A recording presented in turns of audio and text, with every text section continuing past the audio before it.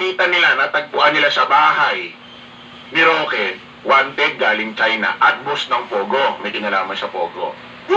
O isipin nyo mga kababayan ha, may nakita ng documents sa Porac, Pampanga nakaraang buwan, pirmado niya na nagre-request siya na sasagutin niya yung expenses ng kanyang ex-employee. Doon siya nasangkot sa Pogo. Tapos masusundan pa ng 2 wanted sa China. Tapos, boss ng Pogo, nakatira sa bahay niya. Isipin niyo sa dinami-dami ng bahay sa Pilipinas, na paupahan, o sabihin na natin napakaraming bahay dyan sa Baguio na pwedeng matiran, upahan, o dyan sa Benguet.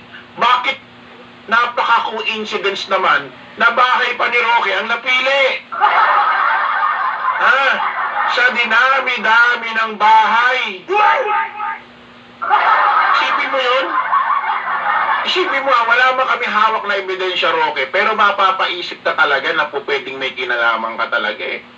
May natagpuan sa Porac, Pampanga, pirmado mo. Ngayon naman may 2 wanted na boss ng Pogo, nandyan sa bahay mo. Ano yung coincidence itong mga nangyayaring ito? Wow! Parang napakahirap naman i-insist sa utak namin na wala kang kinalaman. Kahit ikaw, simpleng netizen ka lang, makikita yung pangalan ko doon sa Porac, Pampanga, doon sa isang documents. Gagastusan ko yung aking ex-employee. Tapos meron akong paupahan sa Benguet, meron akong bahay. Sa dinami-dami ng bahay, sa bahay ko pa natira. Ano iisipin mo? Magtatanga-tangahan ka? Wala yan. Wala kinalaman yan. Ganon ang i-insist natin sa utak ng mga kababayan natin. Wala mo kami hawak, pero putik, opinion, mukhang meron ka talaga kinalaman eh. Ano to, coincidence lahat? Na nakita niya yung pangalan mo sa Porac, Pampanga, doon sa Pogo. Tapos, meron pang 2 wanted sa China, boss ng Pogo, natagpuan sa bahay mo. Ano to, aksidente lahat? Coincidence na lahat ito? Di ba? Almerdo Bustamante, sir. May ganap shoutout, ha? Ngayon, eto matindi.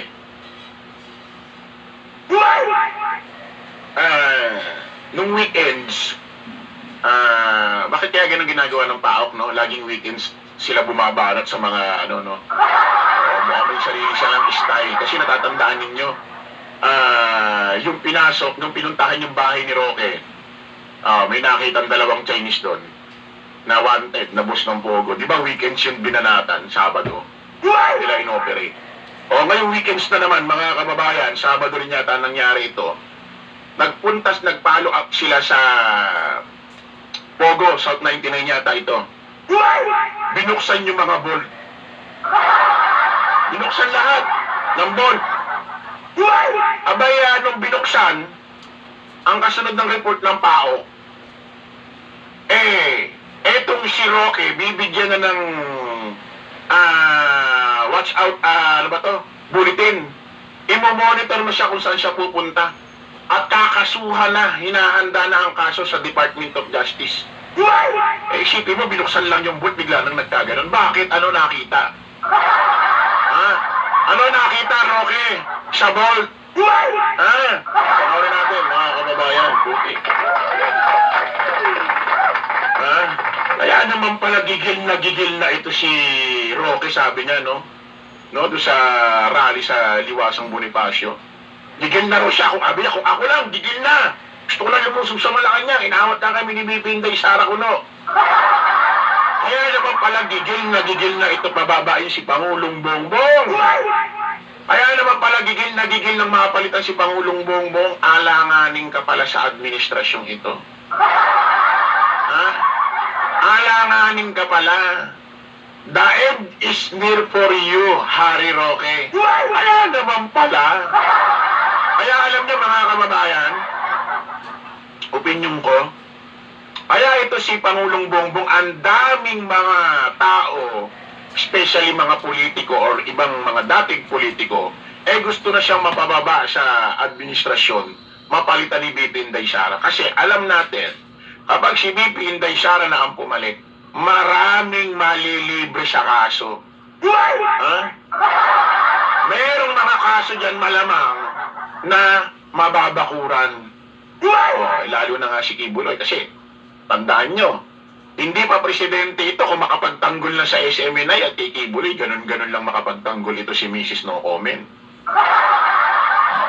Paano ba kapag naging presidente yan? Aba, ang daming matutuwa, lalo na ito si Roque at si Kibuloy, parang tumama sa loto yan. Kaya kating-kating na sila pababay si Pangulong Bongbong eh. Alam nila may paglalagyan talaga sila. Iisipin mo, 2024 pa lang. 25, 26, 27, 28. 4 na taon pa.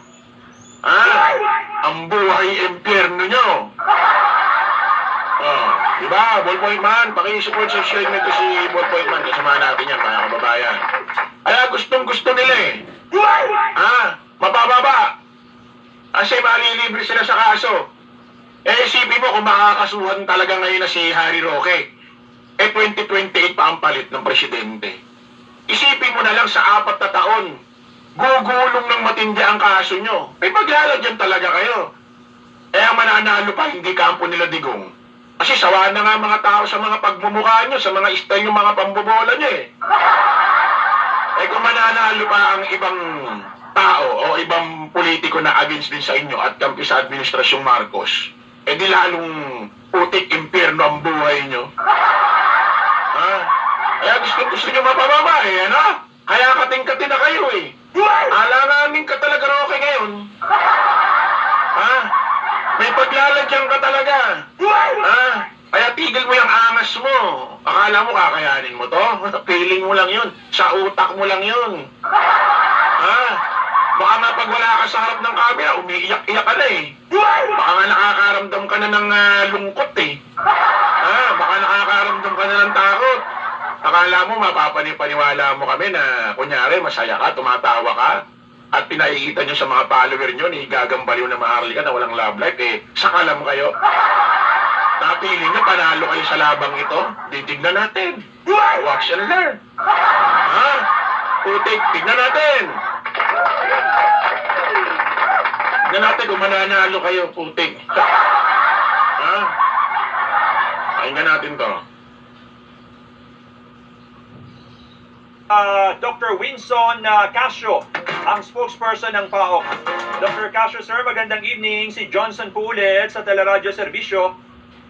Magandang evening, Johnson, at sa iyong mga tagapakinig at taga-subaybay. Opo, kanina kausap namin yung CIDG, nabuksan na pala lahat yung 81 na volts doon sa illegal Pogo Hub po. Anong susunod na step ngayon? 81 volts. Binuksan doon sa Pogo Hub. Binuksan nung nakaraan, nung weekends, nung PAOK. CIDG. Isipin mo, 81 volts. Tapos, nung binuksan, ganito na sinasabi ng spokesperson ng PAOK. Na CIDG, ganito na sinasabi. Nako, Roque. Magdasal ka na. Magdasal ka na. Kahit prayer over ka ni Kibuloy. Sino ba mga prayer over ni Kibuloy para mga napasama? Mukhang may sumpayang prayer over niya. Di ba ito si BP Inday Sara, prayer over din naalala nyo? Si Preso, naalala nyo ito si Kibuloy, prayer over si BP Inday Sara, nilagyan ng kamay sa ulo, dinasal-dasalan. Ang gulo nga niyan eh. Ni BP Inday Sara. Katoliko. Tapos, magsusukran. Tapos, nagpapapray over, Kibuloy. Ang gulo. Ang gulo ng relihiyon nito. Isipin mo, tapos, nagta-Chinese pa yan. Ang gulo. Ano ba talaga lahi nito ni BP Inday? Ang gulo, no? Ayun natin. ng PAOK dahil ang sabi ng CIDG, ang bola raw ay nasa inyo na, nasa PAOK na. Opo, tomorrow, i-return na po doon sa korte yung tinatawag nating seized evidence. Ibig Nako. sabihin, magsasubmit ang CIDG ng detalyadong inventaryo kung ano yung mga nakuha nila. Nako. Then, yung mga nakuha mga ebidensya, pag-aaralan po ng mga opisyal yan, Oh. ng mga investigador ng PAOK, at titingnan natin kung sino na yung mga, baka may ebidensya pa tayong makukuha base doon sa mga laman niyang ating mga nabuksan na vault. Ayan, maliwanag ha. Ayon sa spokesperson ho ng PAOK, si IDG. Yung mga nakitang ebidensya na bolt na binuksan nung isang araw, na 81 volts, ipapasa ho yung mga ebidensya na yan sa korte. Ipapasa. O tapos may kakasuhan daw na 12 tao.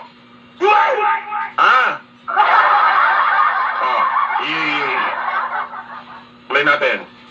Pero kanina po ay naglabas na po ng tinatawag natin na Immigration Bulletin Lookout Order ang Department of Justice, pinarmahan na po ni Secretary Boying Remulla, transmitted to BIR Bureau of Immigration Opo. Commissioner Norman Danzico. Opo. So, meron na tayong lookout bulletin sa mga individual na tinuturing natin persons of interest or possibly O, suspect. yan ha. Kung i-analyze mo yung pananalita, pagbibigay balita, informasyon itong spokesperson ng PAOK, si IDG. Binuksan yung mga 81 volts, yung mga nakuwang ebidensya, ibibigay na sa korte. Ngayon, may kakasuhan, tapos may mga bibigyan ng yung imo-monitor, watch out bulletin, o titingnan kung saan sila pupunta. Bakit biglang nagkaganon nung binuksan yung bolts? Ano meron sa bolts? Bakit bigla na lang ipapasa sa korte, may mga kakasuhan? At bibigyan ng magkakaroon ng watch out bulletin. Imo-monitor sila. Andis Vlog Official, shoutout sa isa. Tuloy natin. Dito sa mga kasong kakaharapin nila laban in relation to Lucky South 99. Opo, Dr. Castro, pwede na ba ninyong sabihin yung mga pangalan ng mga persons of interest or suspects na ito na nakasailalim sa Immigration Lookout Bulletin Order? Papagitin na. Pwede na po at public document na po as of kanina yan sapagkat yan ay naipadala na sa Bureau of Immigration. So, check ko lang kasi medyo marami ho sila. Take your time. Marami daw sila ha. Inulit ko, nung binuksan yung 81 volts, bigla nang may mga kakasuhan. Bigla nagkaroon ng watch out bulletin. Board. Mamonitor kung lalabas sila ng bansa. Bakit biglang nagkaganito? At babanggitin yung pangalan. Alam mo mga kababayan, sa pagbanggit ng pangalan, hindi ka pwede basta-basta magbanggit ng pangalan, lalo na hindi ka naman talaga kasama dyan, hindi ka naman sasampahan ng kaso. Pakinggan natin yung mga pangalan, ha? O may babanggiting demonyo. Tingnan natin kung may babanggiting demonyo. Meron bang mga kilalang personalidad dyan na dapat bantayan po ang immigration na personnel kung halimbawa may magtatanggap na labas po ng bansa? Opo, ito naman po ay ano pa lamang, Immigration Bulletin Lookout Order. Opo. Ibig sabihin, ito pa lamang ay preparatory para doon sa pagpapile ng tinatawag nating Preventive Hold Departure Order, PHDO. Opo. So, 12 katao ang hinihiling na malabasan nitong tinatawag nating ILBO. So, ang mga ito ay sina Catherine Cassandra Leong, si Attorney Herminio Harry Lopez Roque Jr., si Ginoong Xiang Tan, Ginoong Jing Gu, May binanggit na Roque. Iba yung first name, ha? Herminio Roque. Ano natin? at saka yung mga Pilipinong individual na dito sa nasa tawag nito GIS ng kumpanya, sila Stephen Mascarinhas, Michael Price Mascarinhas, si Xiang Ji, Duarin Wu, Raymond Calyonco, Randel Calyonco, Ginoong Dennis Cunanan at Ginoong Han Gao. So, 12 po ito. Opo. Dr. Castro, kanina yung binanggit mo isang attorney Herminio Harry Roque, pwede ba ninyong sabihin paano po ang napasama ang kanyang pangalan sa Immigration Lookout Bulletin Order or paano siyang naging isa sa mga persons of interest? Para po sa interagency task group po kasi gawa ng napakaraming mga pagkakataon lumalabas ang pangalan ni Ginoong Roque, kinakailangan nang magsagawa ng mas malalim na investigasyon Nako. para mapatunayan pa kung meron o wala talaga siyang pananagutan in relation dito sa mga pogong nare-raise po natin, no? Opo. So, nagbubuo na ho tayo ng kaso ngayon para sa posibilidad ng pagsampa ng kaso laban kay Ginoong Roque. Paktay kang bata ka. Napakaliwanag mga kababayan ha. Ha? Person of interest na ito si Harry Roque. Binubuo na ang mga ebidensya para makasuhan itong demonyong ito. Itong taong ito, sorry. Ha? At meron na rin siyang lookout bulletin. At lagi na lang daw napapasama ang pangalan niya. So, ibig sabihin, o pwede kaya dun sa binuksang 81 volts, nakita na naman yung pangalan niya doon? Ha? Ano, Roque? Ha? Kaya pa? Ha? Ano feeling mo? Sakalam ka? Kaya mo ang gobyernong ito? Ha? Ano feeling mo? Kaya mo si Pangulong Bongbong, tong administrasyon na to? Ha? In your dream? Ha? Yung ganyang mukha mo, ganyang itsura mo, karakter mo, kakayanin mo tong gobyernong ito? Hindi ko nga, nanahimik na, hindi na makaya-kaya. Ha? Kaya pala ang daming gigil na itong si Pangulong Bongbong ay mapaalis sa pwesto, mapababa. Ang dami pala sa likod ng kamera, sa likod ng administrasyon, sa likod ng war on drugs ni Digong, may mga nangyayaring anomalya dati na pinangpaprant war on drugs para kunyari concern sa Republika ng Pilipinas.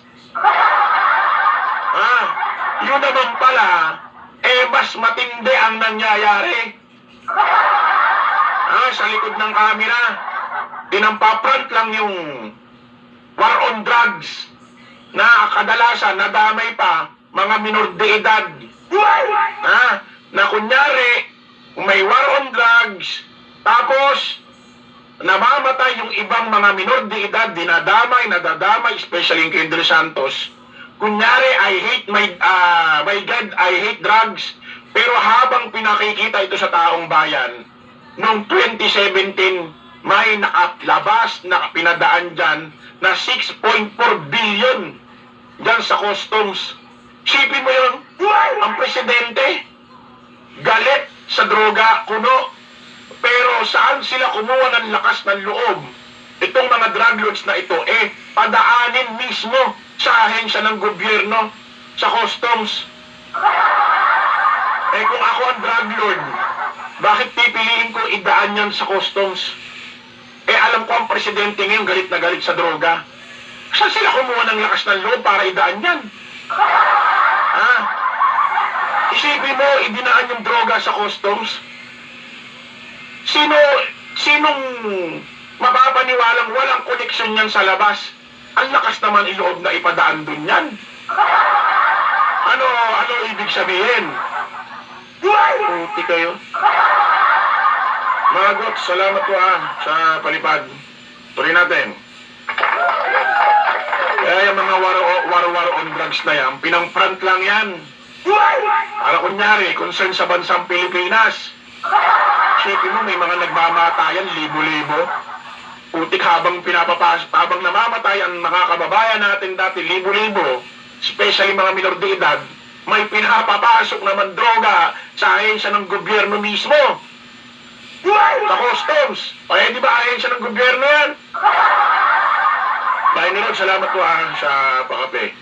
Yung ibang mga nahuhuling droga sa checkpoint, sa kalsada, ito kaiba. Yung iba dinadaan sa karagatan o kung saan mang tubig dinadaan yan. Ito kakaiba. Putik. Ginawang gate yung ahensya ng gobyerno. Doon dinaan. Sipin mo yun? Kung tutuusin, napaka-worst na pangyayari yan Sipin mo mailabas ang droga sa customs. sa ahensya ng gobyerno, mailabas yan doon. Eh di mas matinding ano yan, issue yan. Kaya nga, tama lang ginawa ni dating Senador Antonio Trillanes. Binuhay ang kaso na yan, sinampas sa Department of Justice. Kasi, wala akong nangyari yan noong 2017 nung tinapik yan sa Senado. Walang nangyari. Paano may mangyayari? Nung mga panahon na yon, galamay lahat ni Digong ang ahensya ng gobyerno. May natapik lang sa Senado yan. Pero pagdating sa mga kung ano-anong ahensya o korte o may nangyari ba? May nakasuhan? Wala. Kaya tama lang sinampa ngayon ni dating Senador Antonio Trillanes yan ngayon. Kasi wala sa kapangyarihan si Digong. Kaya siguro, ilago muna ni Trillanes lahat yan. Pero ito matindi, abangan nyo. Ano araw ngayon? Tuesday. Abangan nyo kung ano mangyayari bukas. Na? Sino ang bagong makakasuhan? Pero ayokong pangunahan yan. Basta bukas mayroong malaking balita. Sino bagong matinding politiko na makakasuhan? Ayon sa ating ano ba magandang kulay ng ahas? Checkered na lang, checkered na ahas. Yung kulay ng chess. Ayon sa aking checkered na ahas na kulay. Abangan niyo bukas, umaga, ha? Play natin. Pinipiling Cassandra Leong at sa iba pang mga individual na nabanggit ko po kanina. No? So kung sa aming investigasyon merong sapat na ebidensya, sila ho ay kakasuhan. Pero kung sa aming investigasyon ay hindi sapat ang ebidensya, hindi po sila makakasuhan. Pero yun ho, at this point, nagbubuo na tayo, nagkumakalat na tayo ng mga ebidensya, kung meron man, para kay Cathy Lee at saka kay Attorney Harry Roque. Opo. Dr. Casio, yung po bang Attorney Herminio Harry Roque na yun is the same Herminio Harry Roque na dating spokesperson ng Pangulo? Siya nga po. Ang linaw ha.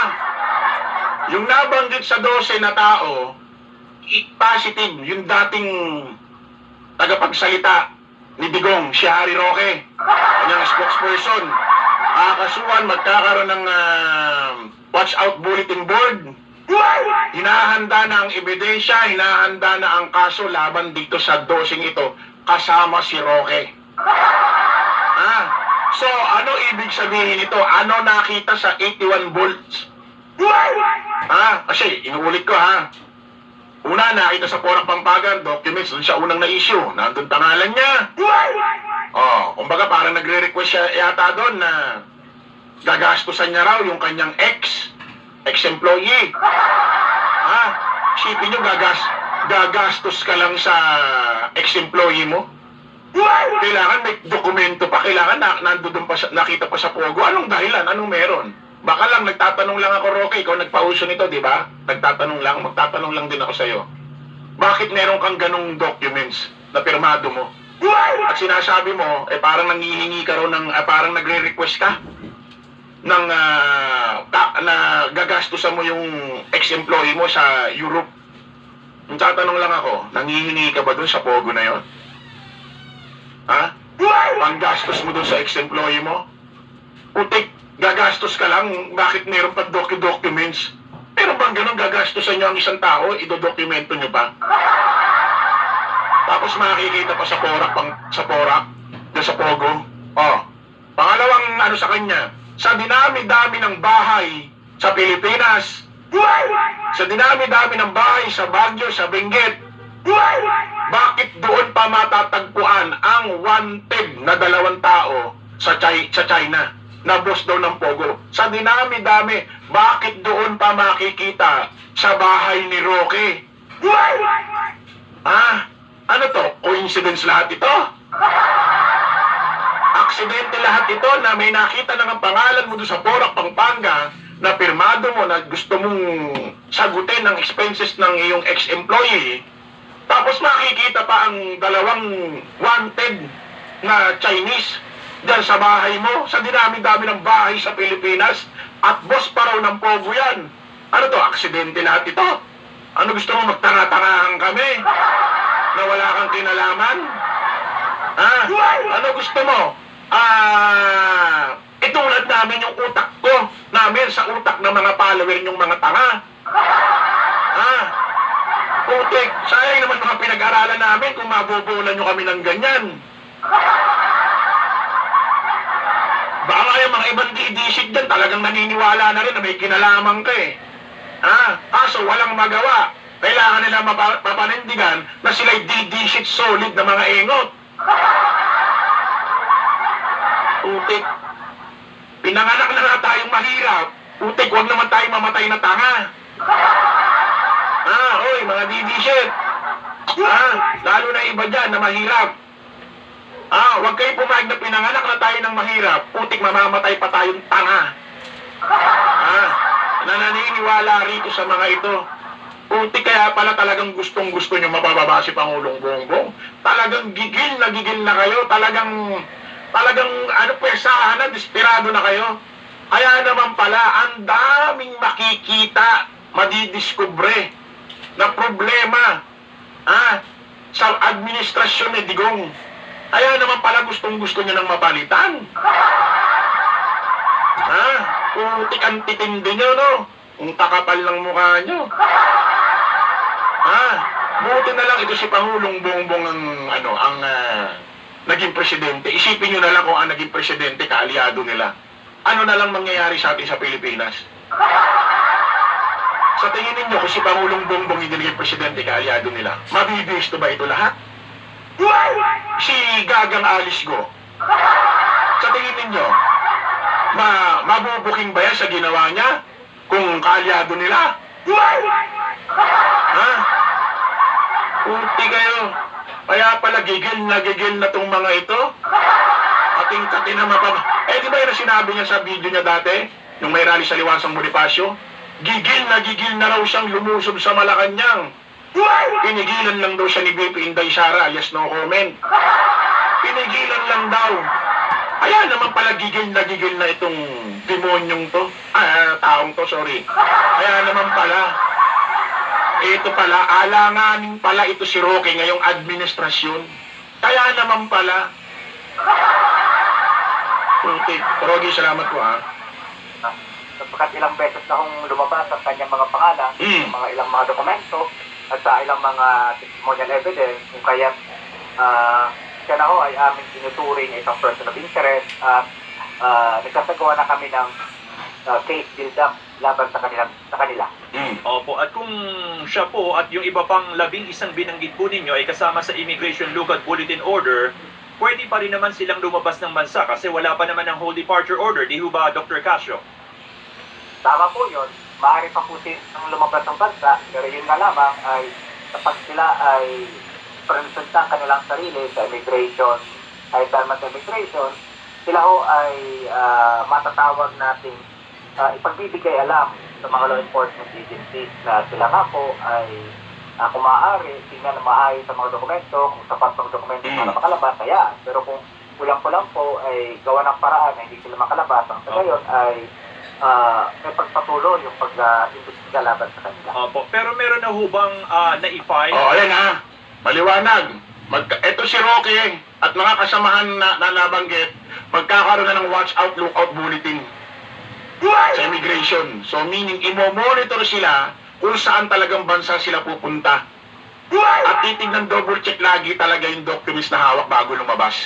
At kapag may konting problema, hindi pwedeng palabasin. Nangyari ito, mga kababayan, itong pahayag ng spokesperson ng PAOK or ng CIDG, matapos mabuksan ang 81 volts nung Sabado or kahapon. Matapos mabuksan yan at hinahanda na ang mga ebidensya at ikakaso rito kay Roque. Putik. Ayun natin. Complaint o reklamo laban dun sa 12 yon na maaaring maging daan para eventually ay masama sila sa whole departure order or wala pang dahilan wala para pa po. pigilin sila? Wala pa po. Kaya nga po, yung precautionary hold departure order ay hindi pa po natin isasampa sa karampatang husgado sapagkat nagsasagawa pa po tayo ng preliminary investigation. Eventually, papatawag din po itong mga taong ito siguro before the office of the special prosecutor. Ano pa nga ito si Roque, nang bobola pa dating nito eh. Sabi niya, makikipagtulungan daw siya mismo. Full support daw siya sa pag-iimbista ng PAO. Ba't mo sinasabi yan? Para makakondisyon utak ng mga otoridad na wala kang kinalaman? Ha? Alam mo, yung mga ganyang style mo, Roque, na pahayag, luma na yan, nung 90s pa yan. Yung mga ganyang klaseng pahayag mo, makikipagtulungan ako sa PAO, full support ako, kung talagang makikipagtulungan ako para ma-imbestigahan yung pogo na yan. Ano gusto mo? Ma-kondisyon ng utak ng mga otoridad na wala ka talagang kinalaman dito? Kasi nakikipagtulungan ka? Makipagtulungan ka para mabisto ka. Ha? Makipagtulungan ka para lumabas ang ebidensya laban sa'yo. Mambobola ka pa ng gano'n, mambablap ka pa ng gano'n, gusto mo mamamapasa kayo mga otoridad ng ganyang banat mo? Makikipagtulungan, full support daw sa pag-iimbestiga. So ano ibig mo sabihin pag ganyan ang ginagawa mo? Wala kang kinalaman? Ha? Utik, di mo naman kami mabobola dyan sa mga style mo, kahit pinag-aralan mo sa abogasya mo yan. Baka nakakalimutan mo. Ha? Kahit anong galing ng abogado ang hahatol. Ha? Korte, hindi mga abogado. Ha?